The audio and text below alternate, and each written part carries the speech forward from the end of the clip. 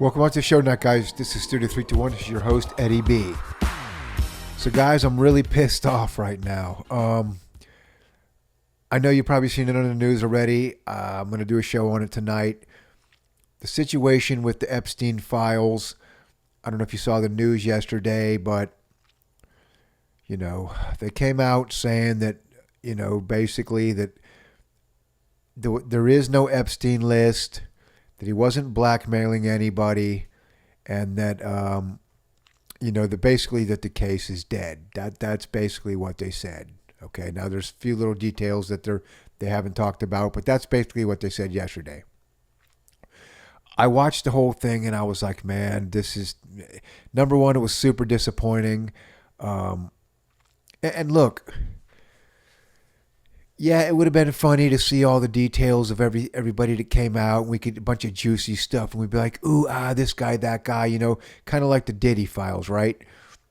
But the truth is, this was much bigger than that. And to me, this was a super letdown, man. And you know, I backed Trump when he picked Pam Bondi. I originally wanted Matt Gaetz. I know he had some baggage, I guess, but I really thought he was just the kind of guy that you weren't, you know, nobody was going to stop.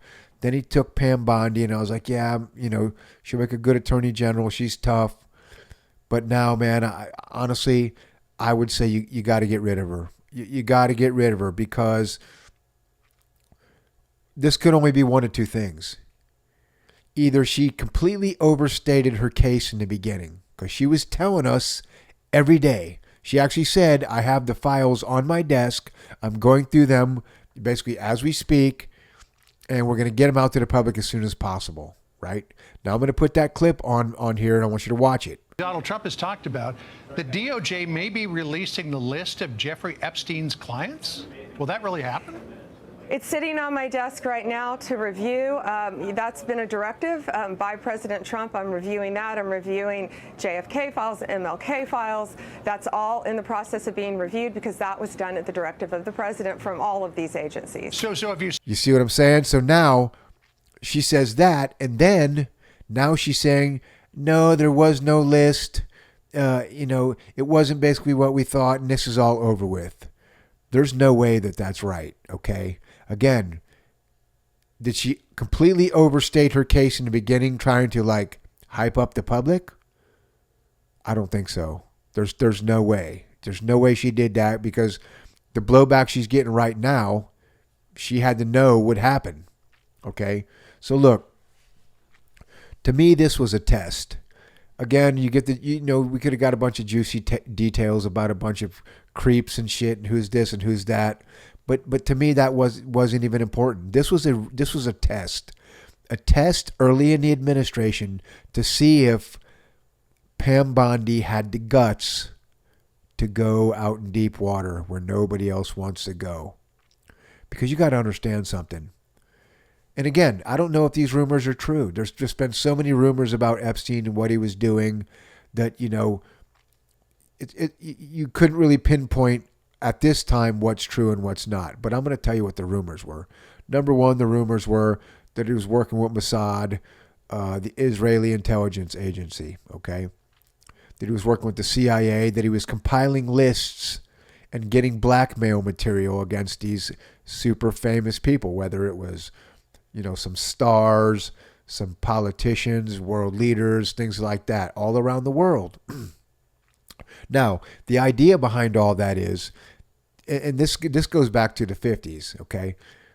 The CIA used to collect files on people, and I'm sure all intelligence agencies do the same, right?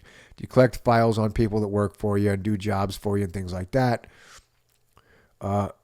Basically, dirty laundry information on them, so that if you ever need that someday to fire them, or maybe blackmail them to get them to do something that, you know, you need to get done, then you break out that file and you show them what's going on.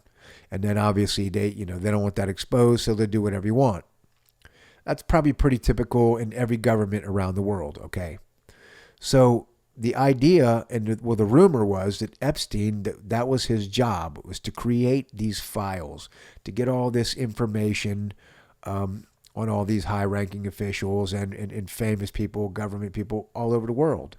So again, rumor is that he would, take them on his plane and take them to this island and introduce them to all these girls and record them having sex with all these women and doing all this compromising stuff. Then he would sell or store those files away for the future in case somebody needed it. Now, I don't know if he was selling this stuff to different governments or to our government. We don't even know if this is true, but that's always been the rumor, okay? But then when you look into this deep, you kind of look at it and it looks that way because number one, Epstein was worth hundreds of millions of dollars.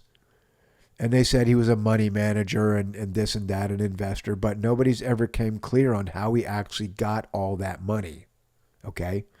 He owned like 5 houses, some out of the country, some in the country. He owned the island. I mean, this guy was super rich, right? So where'd he get all this money? Well, selling that type of information that we're talking about could make him that kind of money because governments would pay heavily for that type of information, all that blackmail information, okay? So, that's always been a rumor that's been going around that that's what happened. Then obviously there was the fact that, he was killed in prison. They say he killed himself. Cash Patel and Dan Bongino came out and said, that he did kill himself, that wasn't a lie. And again, I don't know, man, but it just seems awful fishy, man. We always end up with these people, end up dying somehow, right? So then you got that. And again, maybe some of that was just circumstance and maybe he did kill himself, okay? But that doesn't change the fact of what he was doing beforehand and how he got all this money, all these videotapes. I mean, there's a lot to this, okay? And then for her to come out and basically say, there's nothing to any of this, well, that's insane. First of all, who's all the people in these videotapes? Okay, why hasn't any of that come out? Okay, if it doesn't really go any further, obviously they would at least expose that, right? Because think about this. They come out, they throw us all this junk. Oh, there's all these tapes of him and all these children and all these other stars and all these famous people. And then all of a sudden, within one day, they say, oh, no, none of that's real. Well, again, did she overstate her case in the beginning? Or is she lying and she knows that, the pressure was put on her from somebody else to put the brakes on all this? It really is infuriating. And again, I don't care because I really don't care about all the soap opera crap. I don't. This was a test to see if this administration and look, you have to understand this isn't really Trump. It's not. Okay. Now I think he should fire her at this point. Again, he should fire Pam Bondi at this point, and I supported her to get the job. But either she was blowing smoke up our asses, okay, or she's just lying. Okay, that it's either one or the other, man. You know what I mean? Or she's hiding this. It's one or the other. It's got to be, okay? And if she was just blowing smoke up our asses, that's not right to do that. You know what I mean? We trusted these people. We trusted this administration to start getting things done. Because you got to understand something. If he was doing what those rumors were with all the Mossad and selling, secrets to governments and, working with intel agencies, you're trading on dangerous ground at that point, okay? You're not dealing with low-level senators and like mayors and people that are going to get on TV. You're dealing with dangerous people, killers, okay? People who overthrow governments, people who do serious stuff. So it takes some big cojones to deal with these people, man.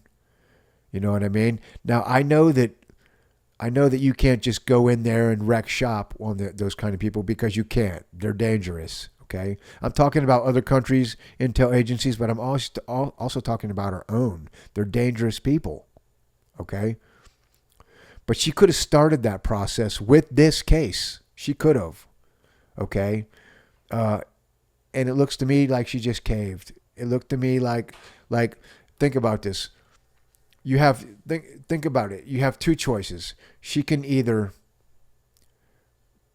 go to the public and tell us, oh, there's nothing there, after telling us for the longest time that there was. So she knows she's going to take major scrutiny from that, maybe possibly lose her job. That was one option. So how bad was the other option?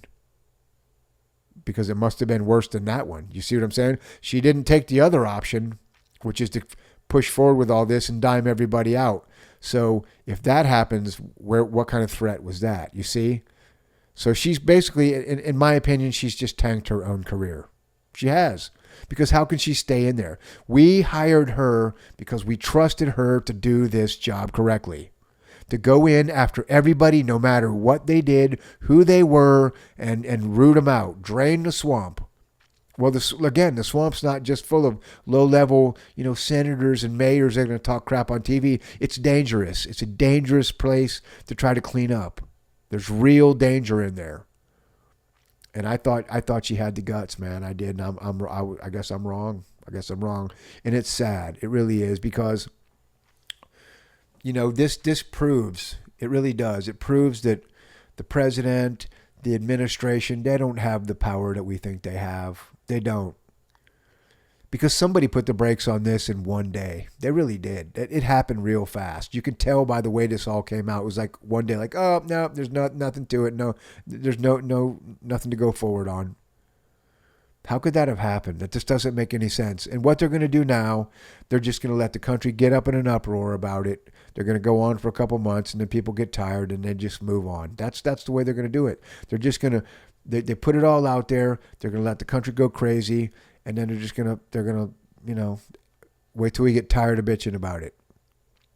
But I'm telling you right now, if this is the way it's going to be, Pam Bondi's got to go. She's got to go. Get her out of there. I want somebody new. I want somebody with some guts in there, somebody fresher, who will stand up and do the fighting that we need. Because the clean out that we need, the same people who would do all this stuff and let a guy like Jeffrey Epstein go and get away with all this stuff, those are the kind of people we need to get rid of, man, because they are morally corrupt. And that's a fact. They're so far morally corrupt that they don't identify with anything in our system. They don't. Not what the normal people want. They don't.